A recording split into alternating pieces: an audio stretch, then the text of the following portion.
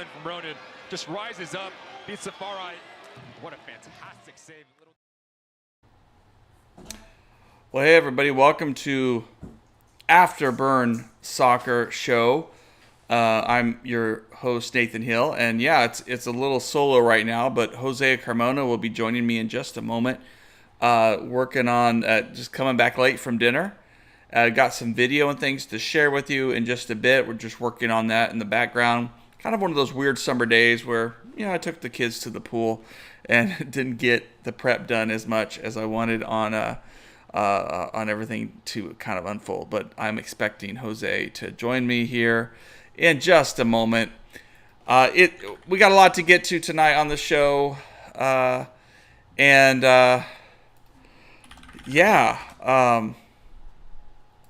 It was a busy week. I posted on that on the afterburn.soccer website how busy of a week it was for FC Dallas fans, for United States women's national team fans, for Major League Soccer fans. A lot of interesting things to get to.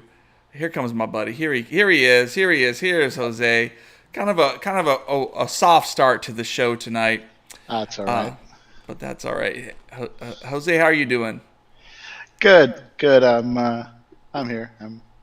Be doing better if the result had gone our way this weekend. Yeah. Well, let's start there, of course, with the Leagues Cup kicking off, and I got a question on Twitter. I haven't looked up yet, but I'm assuming it's goal differential. But the question is, this Leagues Cup is a different format for FC Dallas, for Major League Soccer teams, and for Liga MX teams. That it is, so if you draw, there is a chance to do the penalty kick shootout, just like we see in MLS Next Pro. You get an extra point if you win the PK shootout. So that kind of provides a little bit of room in the standings. So right now, Charlotte has 2 points. FC Dallas just has 1. Although FC Dallas prepares to play Necaxa, and then Charlotte will play them to kind of round out the group. But the question is, let's say every group is tied on points, then what's the next tiebreaker? And I don't know that yet, but I'm assuming it's goal differential. That's just it, though. So I was looking it up, and I'm not saying this is going to happen, but let's say right now you've got Charlotte on 2, North Texas on 1. If, and this is just all speculative, if North Texas were to go to a draw in the next match and then win the penalty kick shootout, they would be at 3 points. And Charlotte would be at 2, and Necaxa would be at 1. So if Necaxa draws Charlotte and wins the PK, then all 3 teams will be at 3 points. How do you break that? It would be all draws, so there would be no goal differential. Yeah, it says goals scored. Oh, okay. It starts with group stage tiebreaker. Start with goal differential, then followed by goals scored, goals conceded, fair play points, and finally a drawing of lots. So the two goals scored. The 2 goals scored could be the difference right now. I mean, old school. Straws. I would be so down to see that. But in all honesty, we need a W next match. I mean,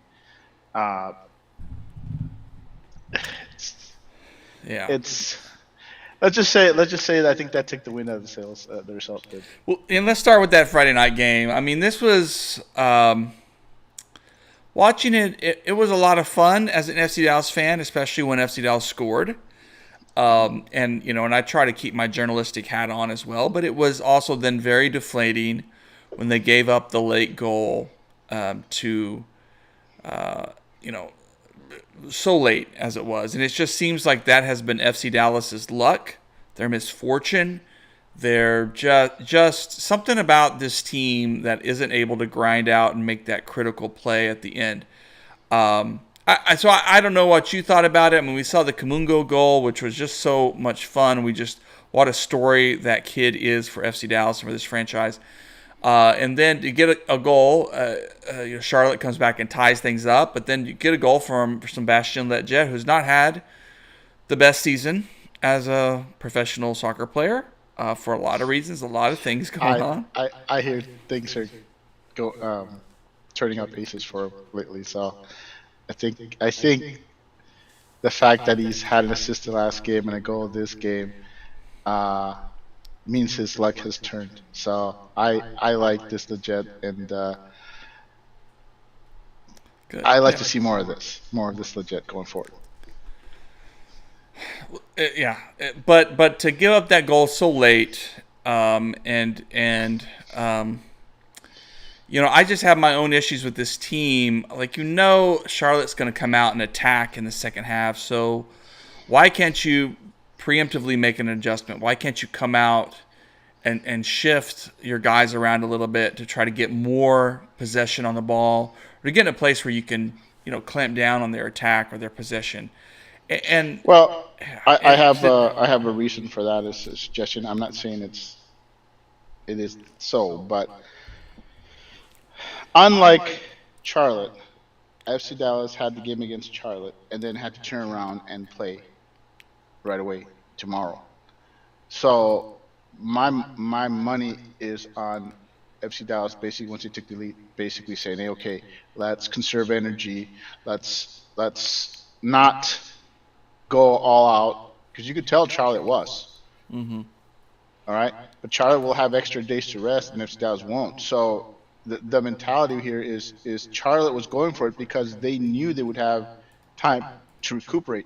FC Dallas, on the other hand, sure they're at home, so they don't have to travel, but they weren't going to have that much time to recuperate. So you got a team that's got the lead trying to conserve their energy, and then you got a team who's behind who says, hey, you know, if we lose here, we might as well go home. And we've got extra time to recover, so let's make the best of it. And I Mm-hmm. think that's the difference. The style of play dictated, honestly, I prefer that FC Dallas would have gone all out to get the win because then if they get the win, then the following results don't matter. You get 3 points and you're pretty much in. You're pretty much through. Mm-hmm. So, um, I'll tell you what. I'll tell you what was heartbreaking about this match is we all expected a rotated squad. We all expected FC Dallas to rest some players and give some players that were rusty some minutes.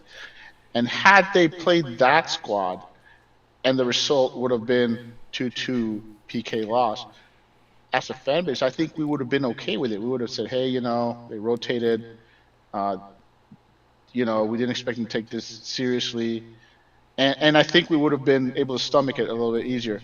But the fact that they put out a strong a lineup as they possibly could, indicating that they were going for it, and then to play the way they did, that had the opposite effect. I think that's demoralizing to us, us that were watching the game, because they were the better team. FC Dallas was the better team.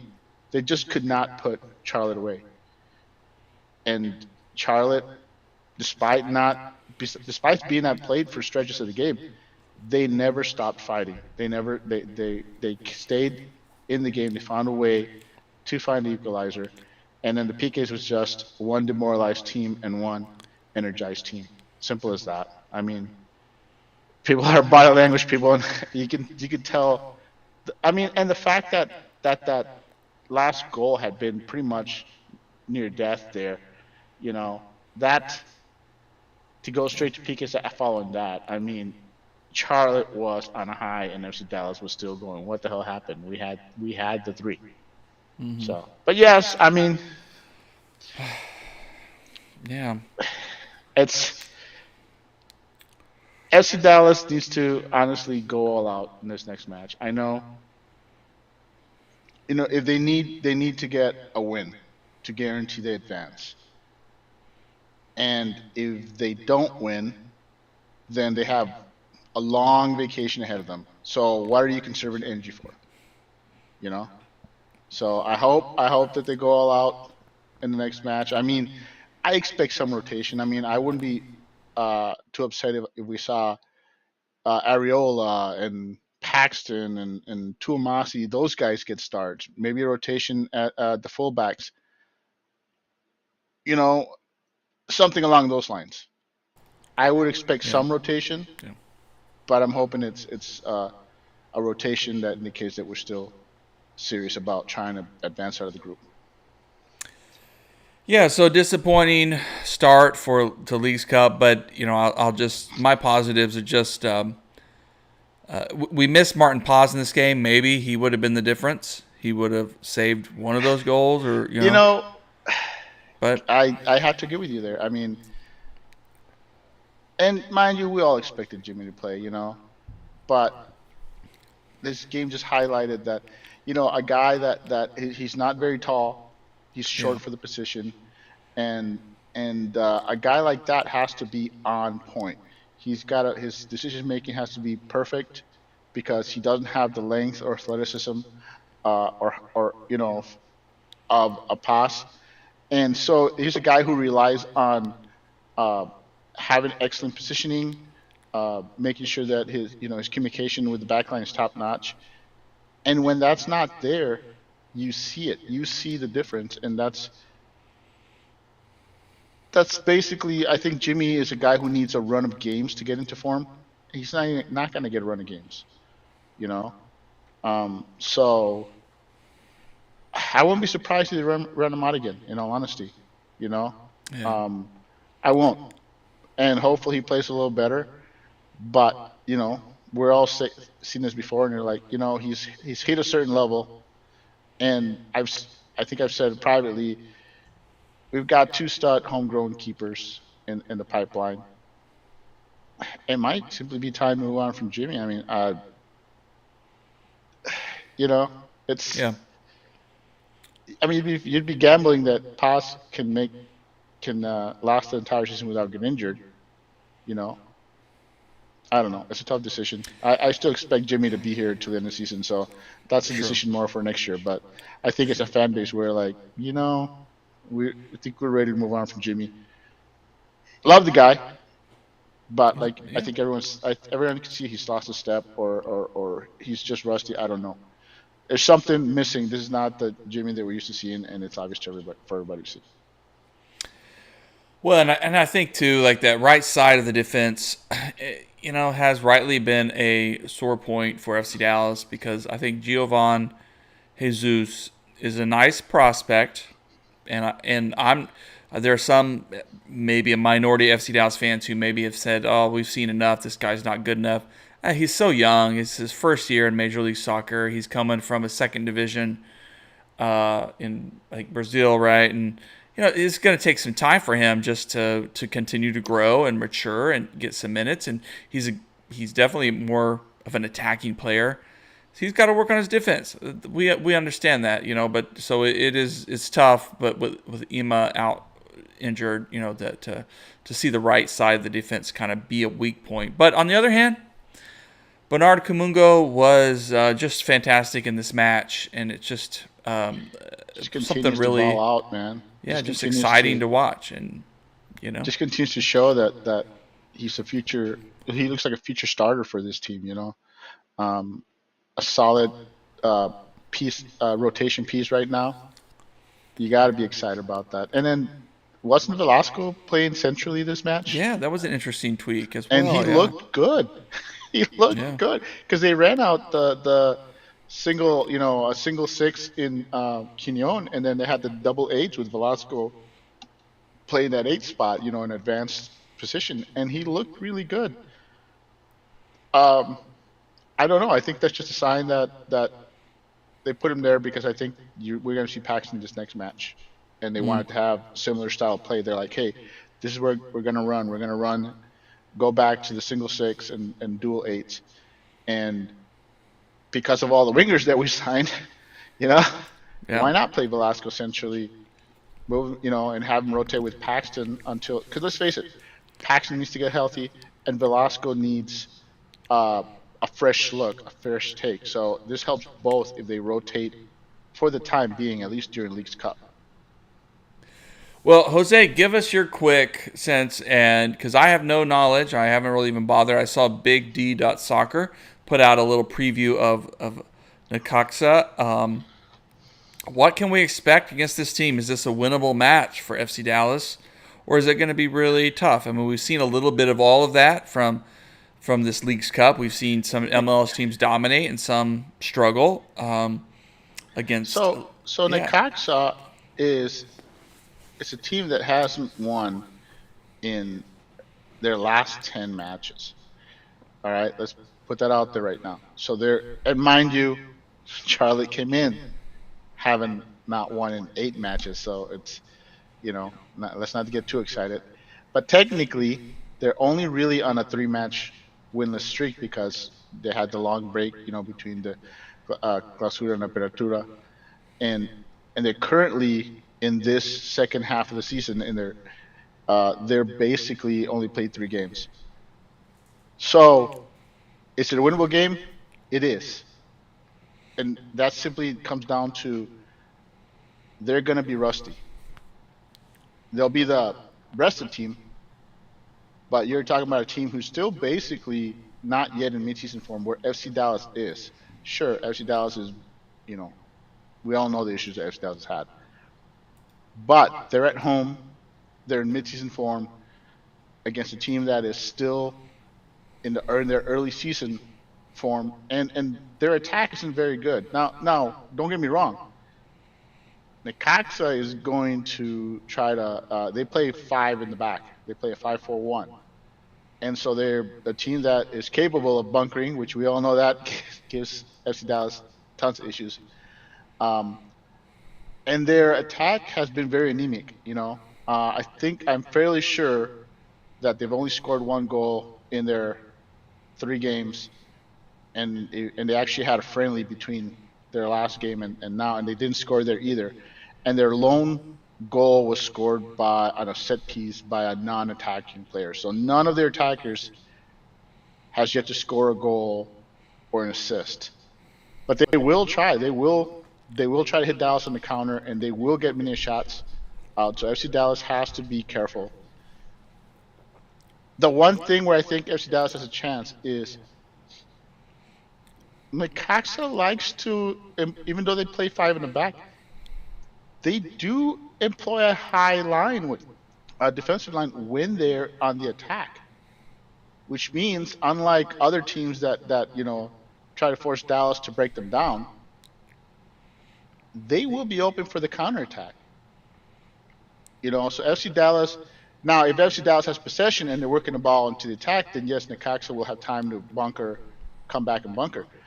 But it's when they're trying to push forward, because there's a team that pushes such a high line, they will be open to counters. And so I think that's where FC Dallas, I wouldn't be surprised if Dallas plays very direct over the top ball and basically just says, okay, if you guys are going to push the high line, and FC Dallas loves when teams employ a high defensive line against them. The few teams that dare try that end up getting a shootout with FC Dallas, or just lose. I mean, the only teams I can think of that always, for some reason, employ a high line against FC Dallas are like the LA teams, LAFC and LAG. And if I remember correctly, Dallas has beaten those teams this year. So the chances will be there, I think FC Dallas has to come out hard and fast in the first half, because fatigue may be an issue in the second half. Try to get a goal, and then just hold on. Then kill the game. And I think that's the strategy. The strategy is go out, find a goal, then kill the game. So if Dallas is to score sometime in the first half, expect a very boring second half. And on the attacking sense from FC Dallas, it'll be exciting on the fact that if they take a goal lead, they'll be trying to force Necaxa to break them down. So I think that's the game plan. I would not be shocked if this game goes to penalties, in all honesty. So keep that in mind. The pressure will be on FC Dallas, and of course, FC Dallas is at home. Though who knows what the crowd will be like? This is a very, this is a new cup, a new tournament. It'll come down to how many Necaxa fans show up, right? Because we honestly don't know what the Necaxa presence is going to be in the DFW. So I wouldn't be surprised if it's another 10,000, or less for this match, and it's a midweek match, and those are generally poorly attended. So honestly, it'll come down to Necaxa presence. If Necaxa shows up in numbers, then we'll have a good crowd, and it may even seem like a road crowd. But if their presence isn't that big, it'll just be just like the last game we just saw. Yeah. Well, it'll be fun too. That's tomorrow night. So plenty of reason to turn on your Apple TV or get on that TV Plus, which evidently is doing gangbusters for Apple and for MLS. Over 1 million subscribers, which is pretty exciting territory for Major League Soccer. And of course, I think it's Messi. exciting for MLS fans, but Yeah. I've been seeing so many people try to turn that into a negative on social media. You know, the haters are going to hate, and they're not convinced by the numbers, and they're just pushing the narrative that those are poor numbers, when in reality they're really good numbers for MLS. Really good numbers. Well, then we turn to our on Saturday, North Texas Soccer Club with a new coach, John Gall, in charge after Javi Cano, which we talked about at length, and had some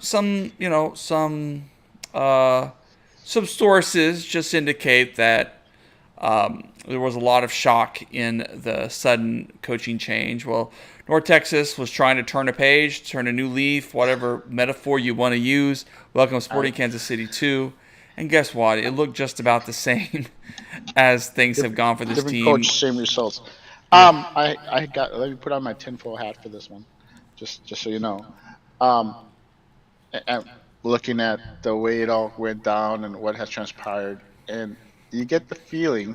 I mean, for me, now that I had a chance to sit down and look at it, and the fact that on the first game that Gal had 4 guys from the senior roster made available to him, the words that keep coming to my mind is false narrative. I get the feeling that North Texas wanted to sell a false narrative of Kano was the problem. He's gone. We're gonna replace him, and we've got 9 games left, and now we're gonna have a new manager, and then we're gonna go on a run and make the playoffs, and then Kano will be the scapegoat. They're trying to sell tickets, and so I think the game plan was go out there, get the W, and then say, see, we fixed the problem. Well, you didn't fix anything. I mean, the same issues that were there before are still there, and there's only 8 games left. North Texas, surprisingly, as poorly as they played, are only 10 points out of the playoff spot, which I'm surprised, even looking it up. But it doesn't matter if they don't win. They have to start winning. And Sporting Kansas City are actually sitting in the 4th playoff spot, so they're not a bad team. I'm not justifying, as far as I'm concerned, you shouldn't lose points at home, so I'm not justifying the loss. I'm just saying Sporting Kansas City was a strong team, is a strong team, and not a fluky 3 points. They have 4 wins on the road this year, and so they have as many wins on the road as at home, and I'm fairly sure that the records are pretty identical. So they seem to play good, solid ball regardless of where they're playing. A very solid team this year. And Timbers is a team that, as they're playing next, it's a team that's struggling like North Texas, and it's a team that you should be able to gain 3 points at home, especially if you're going to have players loaned down to you. And so, if there's a game to turn the season around, it's got to start now. There's no tomorrow. They got to get 3 points against Timbers. They have 8 games left, 4 at home, 4 on the road.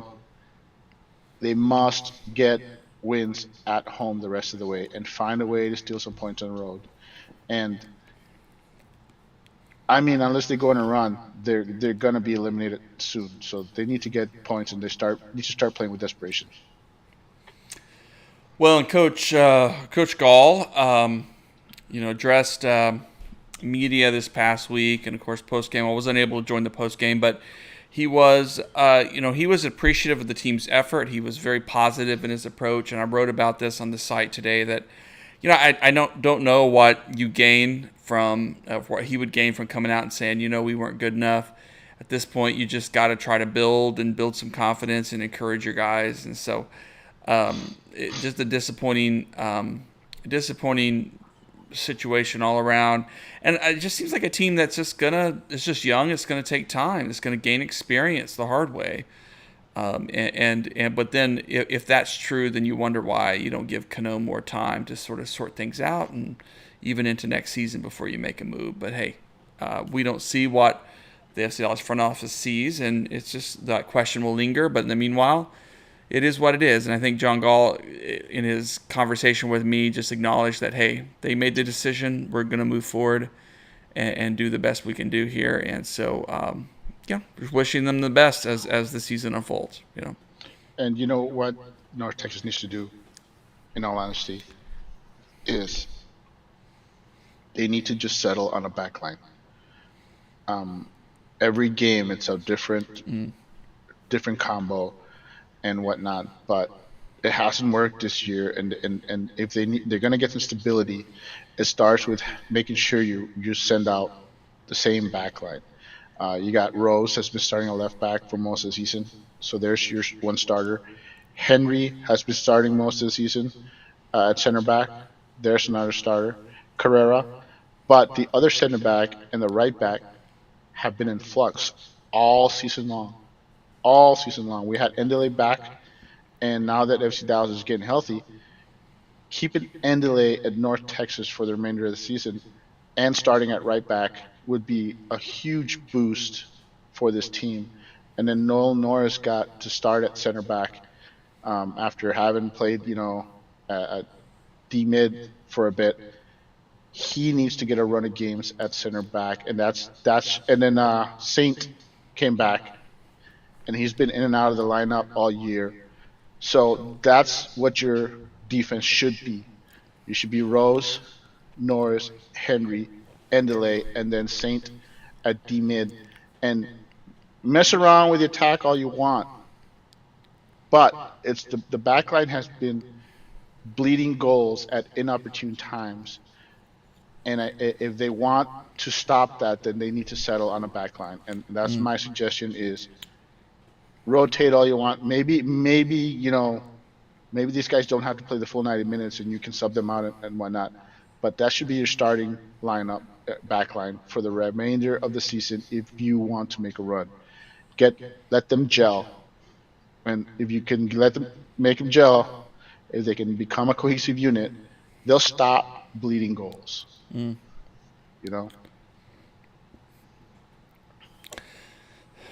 Well, as we round out the show, I think we want to mention the rumor I also posted on the blog today. That's what we've been chatting about on Twitter, or if it's called X now, whatever the hell it's called.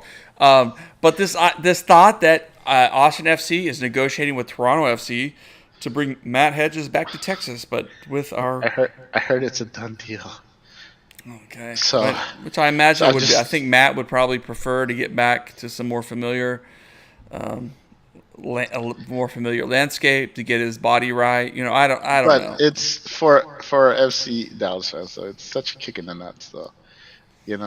It's like we love Matt, and it's just to see him in the colors of a rival. It's gonna hurt, It's there's no way around it. It's just we just gotta sit here and go. That's, I wish there were clauses when they sold him to Toronto that said, hey, part of the deal is he can't be traded back to Texas, to one of our rivals. But they didn't do that. And honestly, that's something for someone like Hedges or some of our beloved players. If you're going to trade them to another MLS team, maybe it's time to start considering those clauses and say, hey, we don't mind you. We think this guy's going to be great for you, but if for some reason you decide to get rid of him, we better not see them, unless they join on a free. There should be a clause that says you can't trade them to Austin or Houston. I think as a fan base, we would appreciate that. Now, we've got, quite a few former FC Dallas players in Austin, who seem hell bent on recreating like the 2016 uh, Yeah. FC Dallas. I mean, I'm That's just weird. waiting for them to go out and sign Castillo and bring Mauro Diaz from Argentina. I mean, that's coming. Yeah. It's going to be so weird seeing Hedges, and I imagine it will be. I think Matt would like a change of scenery. Toronto is a dumpster fire right now, and it's just Yeah, so weird. and And it doesn't make a lot of sense for FC Dallas either to try to go and hijack the trade and bring him back to Dallas. I just don't know what we'd gain. He's not. It wouldn't be like I said in the article, if Jose Martinez had been injured a longer term, yeah, Hedges could be a real benefit, but Jose's back on the field. It just doesn't, other than and, nostalgia or. and I've heard another rumor. Just to throw it out there for you. Since we're talking about rumors, you know me, I love rumors. I've heard that the Brian Reynolds moved to the team that he's playing with. You know, they made an offer for his services. I hear that that's all but dead, and the only teams that are currently asking, that are actively trying to get his services are in MLS, and that FC Dallas is still being named as one of those teams. you know, I mean, don't get me wrong. You know, if Brian Reynolds comes to Dallas, he would help Dallas, no doubt about it. No doubt about it. I, I I can't help but think though that he moved to Europe with the intent of staying in Europe, and I don't know what he gains from coming back to FC Dallas, especially if it's just a end of the season loan. You know, minutes, sure, he can get him with FC Dallas, but it's such a tough thing. It's like, don't get me wrong. If Dallas goes out and gets Reynolds, I'll be happy. But at the same time, I can't help but to think that they're going to hurt the development of Giovanni Jesus and Tuamasi and the kids behind them. Reynolds would be basically a must start. Sure. None of this rotation stuff unless he's injured or something. And that's my only issue with it is Reynolds would have to come in and basically immediately bump. What do you do with Tomasi or Giovanni Jesus? You know, It would be um, it'd be a challenge. It would be a real challenge. I and mean, do you send Jesus down to get some minutes in North Texas? Yeah, I don't but know. Jesus, because he's so young and his deficiency is on defense. This is a player that you could bring off the bench for the remainder of the season. You know, but if you're telling me that you're gonna have Reynolds and it's gonna be a must start pretty much every match, and then you have to choose between either Giovanni Jesus or Tomasi, depending on what your needs are, to come off the bench, you can't help but think that that's going to be stunting both of their developments. If they're competing for bench minutes, not starter minutes. So my concern is that if they're serious about bringing in Reynolds, it must mean that Tuamasi is injured to a worse than we thought. Because I think I would be okay, say if Tuamasi's done for the season, for example, then Reynolds would make sense because he would be an upgrade Sure. over Giovanni Jesus, and Jesus could be a guy who could come off the bench or get a start from time to time if Reynolds needs a break. That makes sense. It doesn't make sense if Tomasi and Jesus are both available to bring back Reynolds because, like you said, neither of them is going to gain anything by playing for North Texas. They got to play for FC Dallas. They got to get minutes. Yeah, and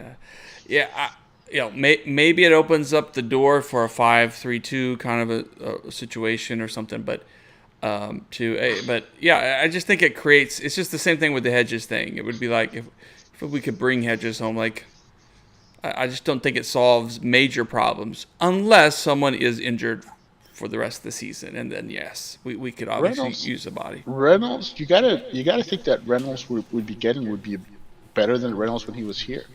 He's I gonna be agree. I mean, even in the Gold Cup, I think Reynolds was good. I mean, he was fun to watch.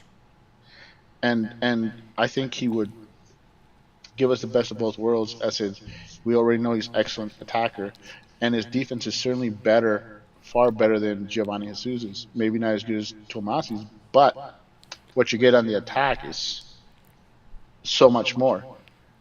So, like I said, Yep. it's one of those moves that if it happens, we'd be happy, and if it doesn't happen, we'd still be happy. Well, and Jose, just what were your thoughts about Messi's debut in the Leagues Cup for Major League Soccer? Was it everything you thought it would be? I actually watched that match. The way the schedule worked out is I was able to watch the first half of.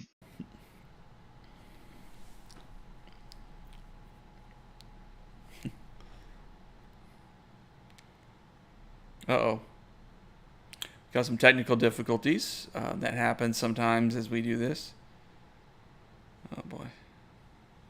My headphones died. Okay. Can you hear me? Yes. I watched the first half of that match and then was able to switch over to FC Dallas game. And then when the FC Dallas game hit halftime, I was then able to switch back to the Inter Miami game. And let me tell you, that Inter Miami defense is atrocious. I have no clue how they did not allow 4, 5, 6 goals in the first half alone. That's how many shots their opponents had, and they just could not hit the broadside of the barn. Their defense was so porous that when Inter Miami scored in the first half, I was laughing so hard because I'm like, this is just ridiculous. How does it feel for Cruz Azul to know that they've been dominating this game, just running roughshod, and Miami just could not hold on to the ball. They were turning the ball over in terrible positions where you should punish them, where a good team would punish them, and Cruz Azul just couldn't do it. I was laughing so hard when they scored. It's like here you are, you've dominated the entire first half, and you're down 1-0. Mm. And then, of course, Cruz Azul would eventually tie it up. And honestly, uh, you saw what Miami was getting with the game uh, winding down, looking like it's going to go to PKs. You get the ball to Messi's feet just outside the box. He gets fouled. That's going to happen every single time. And then you set him up for that, set piece, which nobody surprised he made that. And anybody who claims that was his shot, it was a ridiculous shot, and it's a shot that everyone knows is in his arsenal. And there's no way the number of goalkeepers that could get to that shot in the world is very limited, and there's very few, if any, goalkeepers in MLS that are going to be able to get that. So, gorgeous shot. I mean, as soon as he got the ball and got fouled, you knew that was coming, and that's what Miami's playing for. This guy is going to turn losses into wins and draws. I mean, losses into draws and draws into wins. And now the question is, um, does Miami have enough to make a run? Because even though Messi and company will provide a lot of goals for Inter Miami, that defense is so bad, just so bad that I mean they're probably gonna have to win quite a few shootouts going forward. And I mean like 3-3 games, 4-4 games, those kind of because their defense is that porous. It is so bad. And mind you, I already heard that both Busquets and Messi are starting the next match, so it's gonna be must-watch TV all over again. All right. Well, interesting Great, stuff. great game though. Very fun game to watch, Yeah. just because of everything that's going on. And of course, we also have the Women's World Cup going on. Congratulations to the U.S. women for getting their first win over Vietnam, although we were expecting that. And I think the next couple matches will be interesting to see. They dominated though, weren't they? Didn't they Yeah. hold them to like no shots and no? I mean, it was just Yeah, and they should have done better than 3-0. I think people were a little disappointed, but hey, give them a chance to warm up a bit. It's a 3-0 very is a interesting dominant- squad. It's like 3-0. very veteran players, and then these young players. It's a really interesting It's squad. just the right amount of vets to youngsters ratio. You've got your proven winners that are going to make sure that the team stays on point, and then you got some really young, exciting players that are coming in and giving you a hint of what the next generation is going to be able to do. You're seeing before your very own eyes a smooth transition of power, which is very hard for any team. Only the best teams in the world, in any sport, pull that off. And you're seeing the American women doing that. You're seeing them basically slowly change out veteran players, bring in young players, and you're not seeing a drop off. Yeah. It's exciting stuff. Well, look, let's leave the show there. We got, again, tomorrow night, FC Dallas welcomes Necaxa to town. It'll be a fun match. Hopefully FC Dallas can put the full game together, and then Saturday night, North Texas will play again. It'll be a fun match simply because you've got a style. Your opponent's going to be using the style that we don't normally see in MLS. And they're going to be playing a style that I'm not saying they'll normally see it in Liga MX, but it should also be slightly different than we're used to. So the first couple of minutes, the first 50 minutes or so is going to be interesting as both teams kind of try to feel each other out, I'm just, like I said, it's just that clash of styles. I can't think of any team in MLS that runs a 5-4-1 full time, I've seen teams that switch into it, but to be your primary formation, and their starting lineup has remained pretty much, they might switch one player here or one player there game to game, but it's pretty much the same. They run a short bench, just like Nico likes. Nico always talks about keeping a short bench. Necaxa runs a short bench. So the players that you're going to see are the same players that they would have played in Liga MX, same players that they played in their friendly. They're not really going to run out a rotated squad. And if they do, more power to FCD. But I expect them to field a squad and an A- squad at the worst. It's still going to be a strong, because like I said, they run a short bench. So even if they use bench players, they only use so many bench players anyway, and those guys rotate starts. So it will not be a weekend team per se. I'm looking forward to it. Should be fun. Well, let's leave it there. Thanks, everybody, for joining us. And, of course, remember to like and subscribe and leave a review wherever you find podcasts if you listen to us, as we just try to grow the show and have a good time. Thanks, Jose. All right. Thanks a lot.